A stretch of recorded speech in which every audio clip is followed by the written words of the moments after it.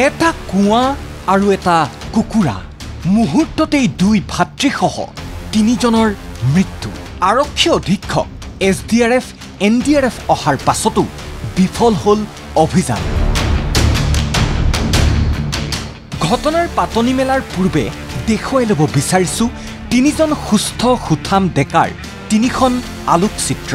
এয়া মনজিত দে এয়া প্ৰসেনজিৎ দে আৰু এয়া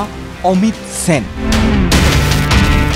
ঘণ্টাজোৰা শ্বাসৰুদ্ধকৰ অভিযানৰ অন্ততো এই তিনিওজনৰেই প্ৰাণ ৰক্ষা কৰিব নোৱাৰিলে আৰক্ষী অধীক্ষকসহ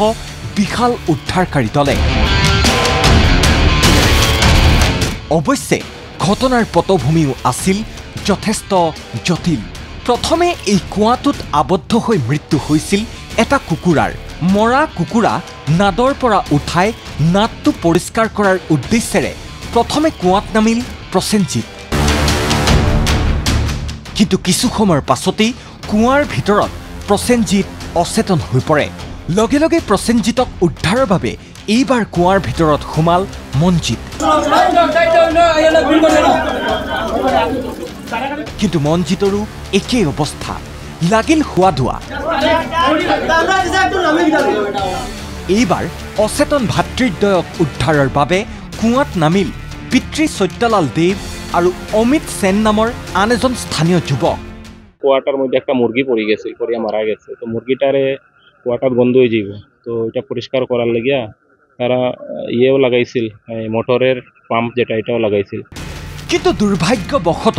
আটাইকেইজনেই কুঁৱাৰ ভিতৰত আবদ্ধ হৈ পৰিল তথাপিও খবৰ দিয়া হ'ল আৰক্ষীক কাছাৰৰ লক্ষীপুৰ ফুলেৰতল ট্ৰেক্টৰ টিল্লাত লগে লগে উপস্থিত হ'ল জিলা আৰক্ষী অধীক্ষকসহ SDRF NDRFৰ দল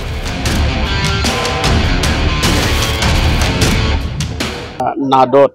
এজন ব্যক্তি পৰি গৈছিল আৰু সেই ব্যক্তি দুজনক উদ্ধাৰ কৰিবলৈ যাওঁতে স্থানীয় দুজন ব্যক্তি তেওঁলোকৰ ভিতৰত আবদ্ধ হৈ থাকিল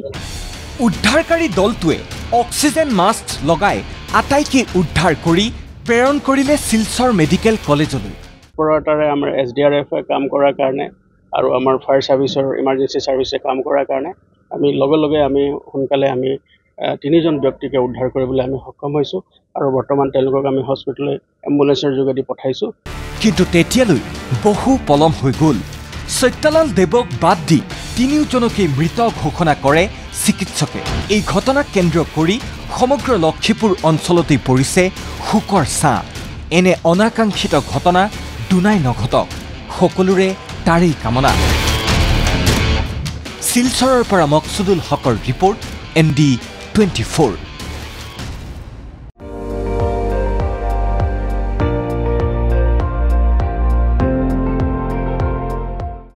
আপুনি চাই আছে ND24